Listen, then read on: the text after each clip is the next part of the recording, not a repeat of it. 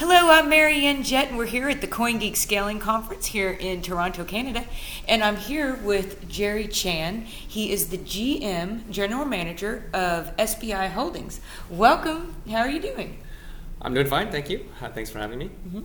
Well, thank you very much. I'm excited to be here. And so now you were recently, you were with another company before with SBI Bids, and but now you have recently moved over to SBI Holdings. Is that so? How long ago was that, and what are your responsibilities now? I don't think my responsibilities have changed much. I think it was just it was more of an administrative move from the older company to like the holding company. Mostly because we wanted to focus all our sort of security solutions, which is cybersecurity and blockchain projects, in its own company outside. So it's more of an administrative move. And so what are your kind of like day-to-day activities, and what do you work on as far as with what you're doing?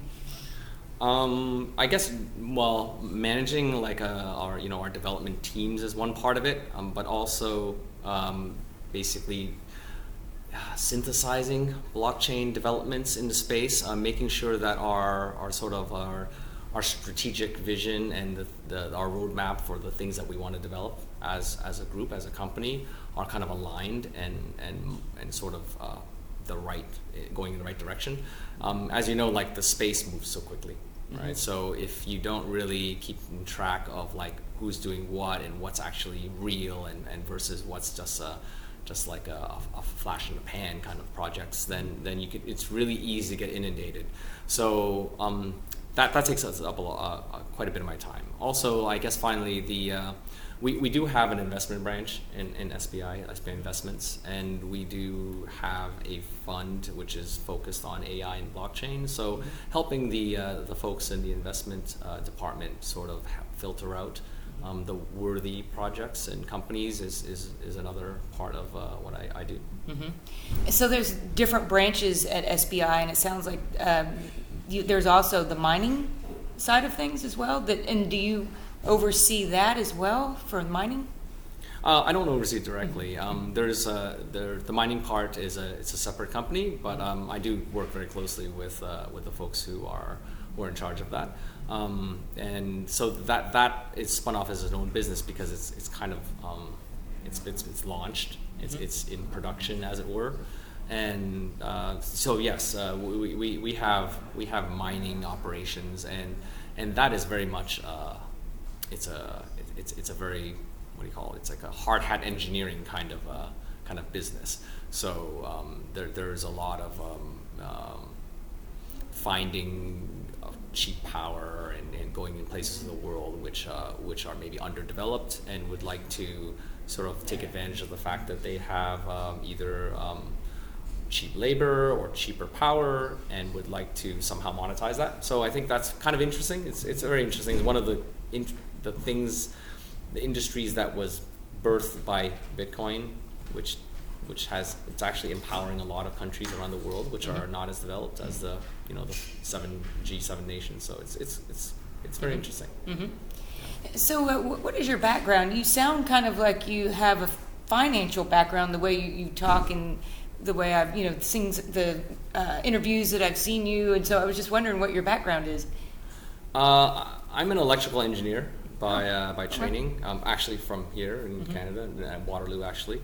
But I went straight to work in New York for Goldman Sachs after I graduated. So I guess ever since I started working, although I was doing software development, it's been very much software with a financial bent, which is the reason why the whole Wall Street technologist thing. Because I over 15 years, even though I didn't take an MBA, just being on the trading desk and working closely with the front office, from FX desks to commodities desk to equities desk, and you kind of just gain a little bit of an intuitive feel for how financial markets work, which is sort of like a microcosm for how the economy as a whole works, right? Especially the FX markets. So I'm not a financial person by training. It's just by sort of osmosis, I guess. Well, it sounds like you've got a lot of experience with it, and so I wanted to ask you about the recent FinCen regulations and how I guess the Bank Secrecy Act all relates. And if you could tell us about that, when did the new regulations come out? When is it going to be enacted? And how does that affect, Bitcoin and maybe some of the other things like Lightning with BTC, Bitcoin Core? Right. Okay. Let's start with the first. I don't know the exact details of when it's going to be enacted. I think I read over the paper recently, and I think it said something like it would come into effect next year sometime, early 2020. Could be totally wrong, but I think they gave some amount of time for people to become compliant. The big takeaway I got from reading that was that they really clarified, and this thing to keep in mind is that these FinCen releases are guidelines. So FinCen issues guidelines, and it's basically to help companies in the space stay, in the white side of legal, right? Here are the guidelines. If you go by these guidelines, you're going to be safe, right? If you deviate from these guidelines, well, we're not saying you're doing anything illegal, but you might be, right? So it's your risk, right? So the big takeaway was that they clarified the guidelines with respect to what constitutes a money transmitter. Because the guidelines up to the point prior to this most recent release, which was like which included virtual currencies. They kind of explained what a virtual currency was, and I think it was released sometime in 2014, if my memory serves me. And that guideline was pretty much just to say like what virtual currency was and how it's to be treated and that such. But they didn't really clarify beyond just like what it was, what the businesses who are operating in space are classified as, and I think that was the recent thing. So the effect is I believe from the wording, which is much more strong and clear now, is that if you basically take money on behalf of someone and then you pay someone else on behalf of them, then you are a money transmitter, even though you are maybe not licensed as one. Maybe you may, even if it's automatic, your node is doing it automatically. You're not writing contracts specifically. But if you are doing the action, or if you are providing the service of what I just described, then you will be classified as a money transmitter, and therefore you should be licensed as such. So I think the impact is that that might actually affect people who run Lightning nodes, because a Lightning node is a big IOU passing network, and literally you pay me so that I pay Bob, so that Bob can pay Charlie because you really wanted to pay Charlie. So everybody in the middle has now basically acted as an intermediary, or effectively like a money transmitter, and that's kind of easy for bankers to understand, because that's kind of like how wire transfers work, right? It's kind of how like your bank pays the correspondent bank in your country for the other country that you're sending to, and it goes to their correspondent bank in the target country, and then it goes to your payee's personal bank in that country. And so that literally that's exactly what Lightning is, except just not using the banking system. So I think that the FinCen releases it will require, or will demand a little bit more closer review from people who really want to run Lightning Network nodes as a business. And as far as the FinCen guidelines, do they say that if you're a custodian or custodian in the funds, then is that also constitute a money service business or a money transmitter if you're custodian of funds? I'm not too clear about that actually, but I would hazard to say probably yes, but I could be wrong. I believe that certainly if you have custodian funds, it means you have dominion over them, and you can do what you will with them, and therefore if you're holding them, it should be clearly a money service business. Now, whether that's a money transfer business, it may or may not be, but you clearly are a money service business. And if not only that, you're a depository. You're a bank.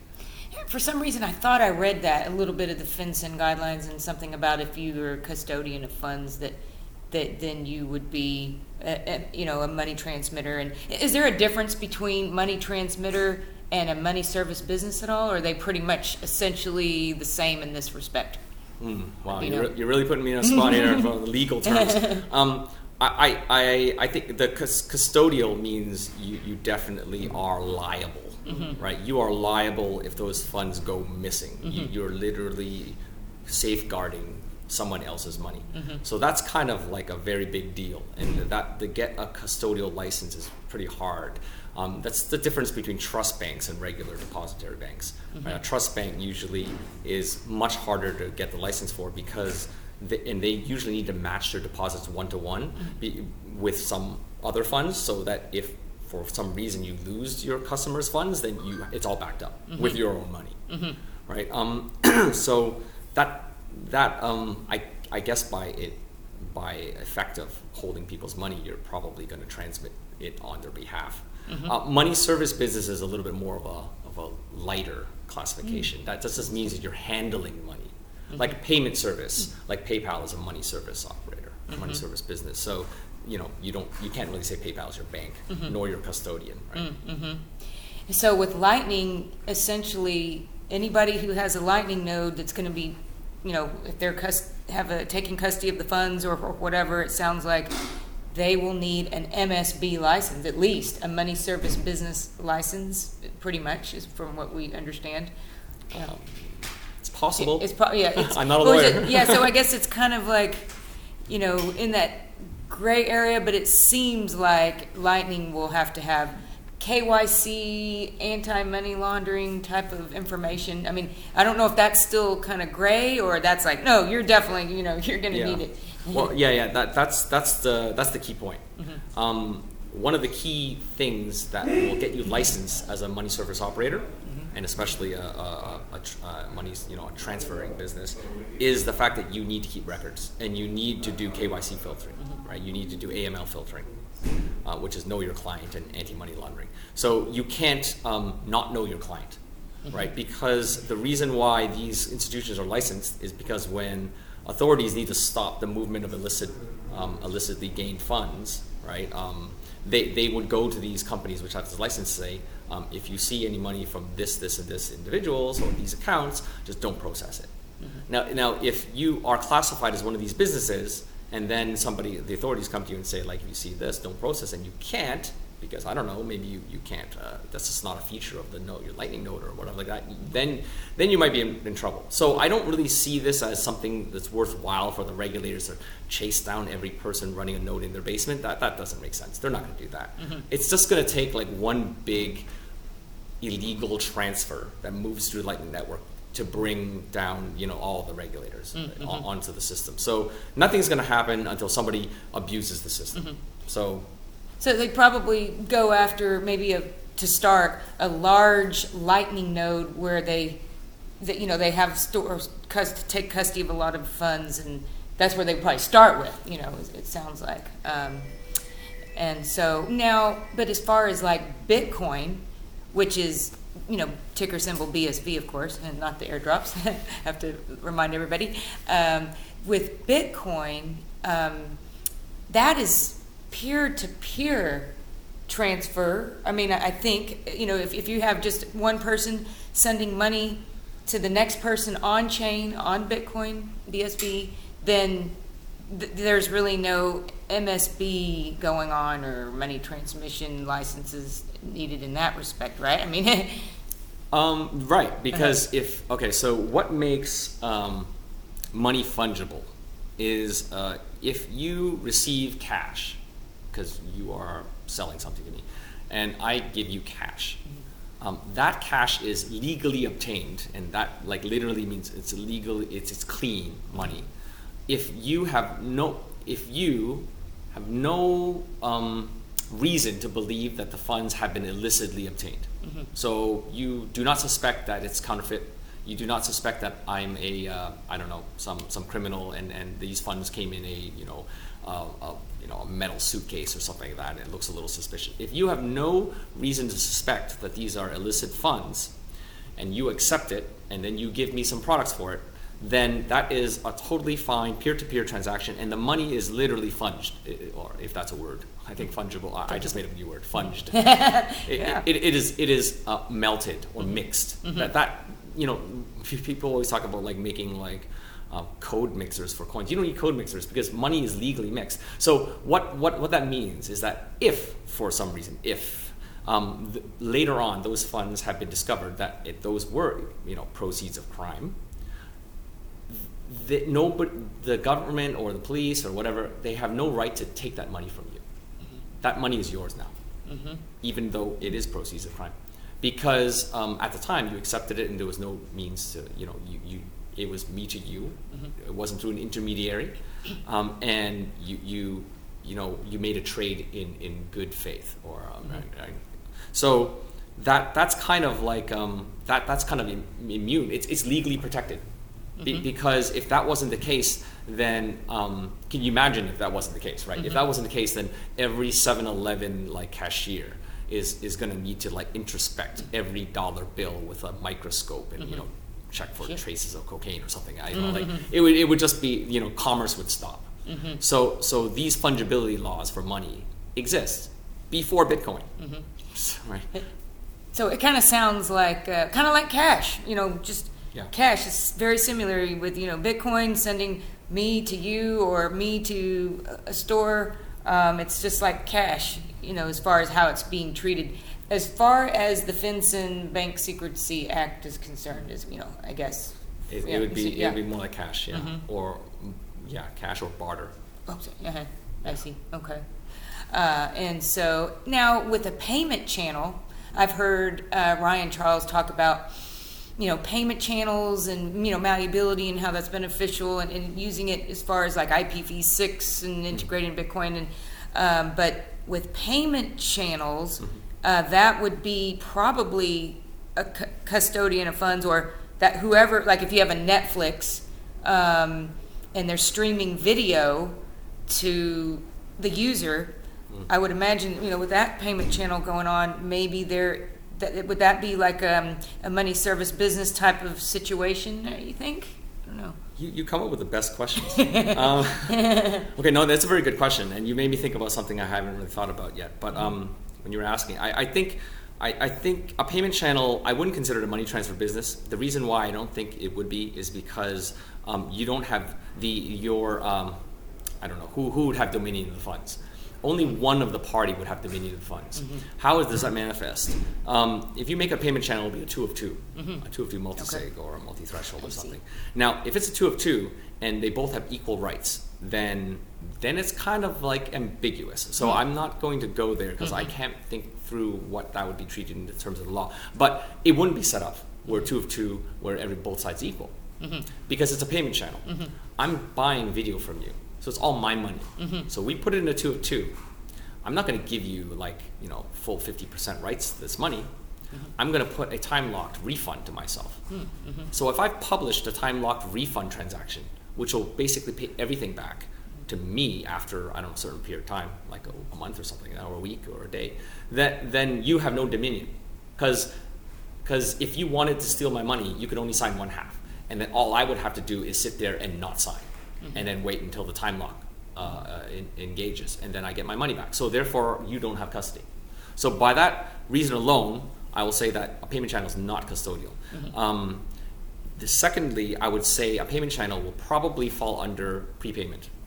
Like I can buy a prepaid card for Starbucks, right? I have bought services in advance, right? I cannot redeem usually the money from a Starbucks card and get cash back. Bitcoin payment channels would be similar to that, except I would be able to redeem the cash back, right? I put my money in here, I'm going to stream videos from you.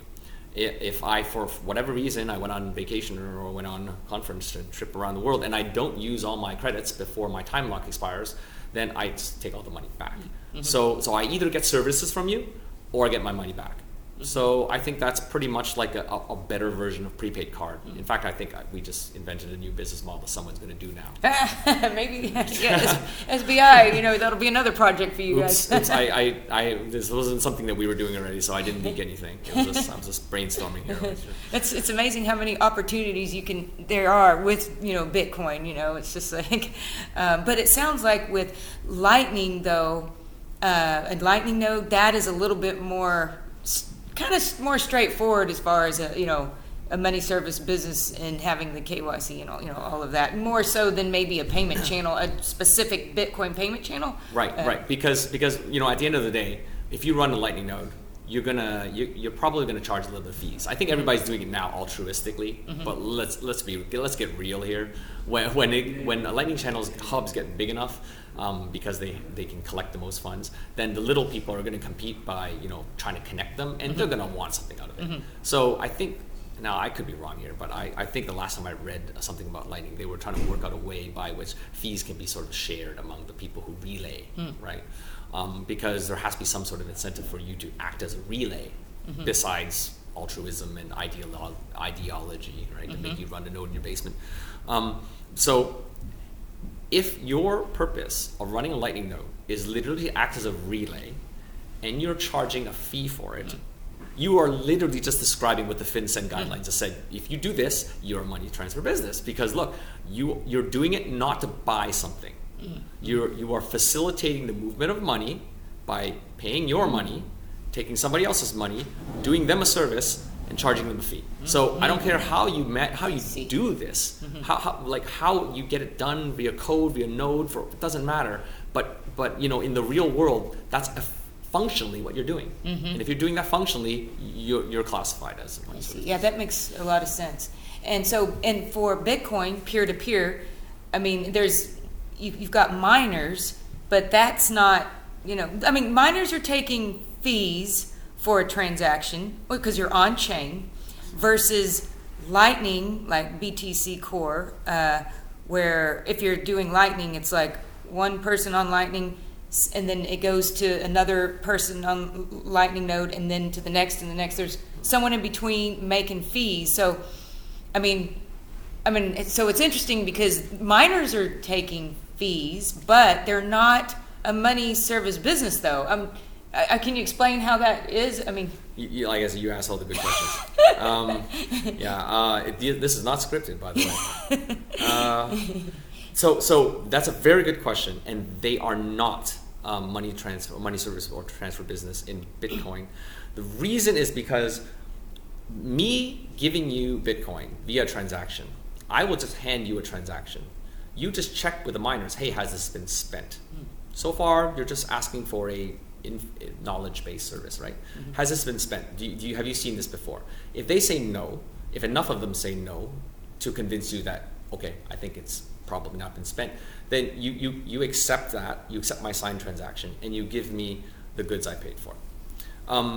The miners didn't facilitate this transaction. I handed it to you. The miners didn't facilitate it. What the miners are doing is just charging a service to order them. Like they are literally just sort of creating the sequence of events. They're not moving money. Right? The confirmation of a transaction in a block doesn't actually make the money move, right? The money has already moved by me giving you a signed transaction, because once again, a digital signature, a signed transaction is a digital contract. I signed it, I gave it to you, done, right? You accepted it, that's the transaction. The miners are just charging for a sequencing service, a time-stamping service. Actually, in fact, I think that's in the white paper. From here. I think one part of the white paper really just said time-stamping service. So the miners are charging to sequence these in order. That's it. So literally, you could equate miners and Bitcoin to like Google storing data. Right? Google doesn't know what data they're storing. Google is just literally just storing it for you. You could be storing all sorts of illegal, contraband sort of data on there. They don't know. They're not culpable, right? You're not gonna, if you made, just storing contraband or bad stuff in the cloud illegal, well then Amazon, Google will be out of business. By the same token, miners in Bitcoin, Bitcoin SV anyway, they're not transferring any money. They're literally just saying, look, these things that you've already done, we hear them, and we're just gonna make sure that everybody in the network agrees on the order, right? We don't know what they are. Okay, so money does not move with when you're sending Bitcoin on chain. Miners are taking fees, but money is not moving, and so is there any other thing that you're excited about that you're working on with any projects that, any last thoughts that you're excited about? Okay, I will get to that, but I'm just gonna, like, the last point you said, money doesn't move until the block one happens. The one key thing is in BTC, you do have to wait for a block. So actually, you could argue BTC miners, maybe money trader emitters, and the reason why money does even on chain BTC and not going through Lightning. That's right, and well, this is my hypothesis. The reason why miners aren't really doing the transaction in BSV is because they're literally just agreeing on the order. Okay. The transaction has already been done, but in BTC, a transaction is not done until it's confirmed in a block. Why? Because of replace by fees. Yeah. So if you can replace by fee, the transaction is not closed until it comes in a block. Now you can argue the miners are making blocks. You can argue the miners are doing the transaction then. And you can argue maybe that the miners are in custody of the, I don't know. Facilitating the money transfer. They're facilitating the money transfer. Because if they never mine the block, then it can always be replaced, which means the transaction is not finalized and closed. So, okay, well. Because with Bitcoin SV, it's like zero comp. I mean, it's right. just. But with BTC, you got replaced by fees, and so that could be an argument. So could be. And any other last thoughts or any exciting projects that you're working on? Once again, I can't talk about all the secret projects that we're working on, but I think it's really exciting. The talks that was going on in this conference spoke a lot about the world after mining subsidies go to zero or close enough to zero that doesn't matter. I think that's very, very important. I think a lot of people should pay attention to that because when mining subsidy goes to zero, that's when miners are going to have to be much more agile, be much more dynamic in their mining business. Their mining farms are need to probably do the managed or hash in more dynamic ways. And I think that's really going to show its resilience because the BTC network is vulnerable. Because if they suffer a catastrophic loss of hash for whatever reason, price drop or something happens, big continent-wide blackout, whatever happens, they won't be able to dig themselves out of that sort of hole, that mempool flood that will pile up. But BSV, because of the no limit on block size sort of idea, the strategy, it could suffer like a complete shutdown of hash for like a day or two, right? I mean, so because transactions will just pile up. But as long as they don't pile up more than, 4 gigabytes or whatever we get up to. I mean, right now it's 1.4 gigabytes, right? So how long will it take for 1.4 gigabytes to pile up? Literally, you could have no mining, you could have no blocks for that amount of time. Let's say that time is 1 week. We don't have a blocks for 1 week, but that's fine because all the miners are still collecting the transactions. They're still accepting them into the mempool. They're still telling you which ones are double spent or not. Commerce goes on even though nobody's hashing. Yeah, and even besides that, with BTC and Lightning, is that if all the fees are now being collected by Lightning and the miners aren't collecting any fees, with the subsidies being reduced with the halving, I mean, miners are going to be making less and less and less to where who's going to want to mine? I mean, the security is going to not be there to where it's just, there won't even be anyone because who's going to secure the network, so... and that's by having bigger blocks. My understanding is, maybe you might answer this question. You could have a really giant block, and what was it? The number of transactions, you could have 1 billion transactions, I guess maybe in a block, versus 10 transactions in a block. But the amount of electricity and energy is the same amount that's required, whether it's 10 billion transactions per second, versus 1 or 10 transactions per second in a block. So is that true? I mean, I believe that's the case. And so that's why it's so much better to have a bigger block. So you're just you're using a little bit of energy, but you're getting, look at all these fees that you're getting, you're making all that, so yet you're still spending the same amount of energy, basically. Yeah, exactly. You're much more efficient energy use.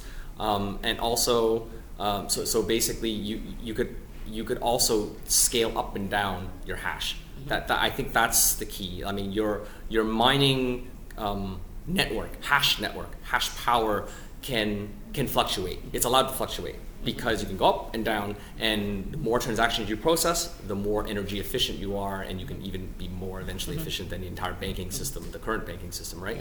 Whereas BTC, your mining hash power has to keep going up, otherwise you die, right? And if it ever drops down, I mean, it becomes more and more energy wasteful because they're reducing the amount of transactions, and you're hashing more, right? So you're only getting worse in terms of energy efficiency if you're going to count the number of transactions processed. So yeah, it doesn't make sense economically, but some people think it's. And that seems like that's another reason why SBI, is going with Bitcoin SV, because it's all about big blocks and all the benefits with that and efficiency, and so. Well, we go with whatever works. Yeah. We also have like our private blockchain stuff. We also invest in stuff like Ripple and Corda as well. But in terms of public blockchains, we think that the scalable Bitcoin is the one that we support. Okay. Well, thank you so much for your time. I hope you enjoyed the rest of your time here in Toronto. Thank you very much. Thank you.